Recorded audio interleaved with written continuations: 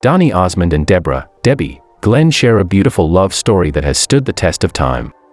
They met as teenagers and fell deeply in love, despite Donny's immense fame.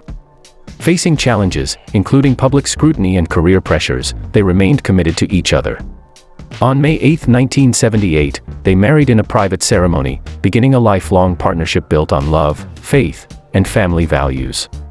Together, they raised 5 sons: Donald, Jeremy, Brandon, Christopher, and Joshua, instilling strong morals and close family bonds.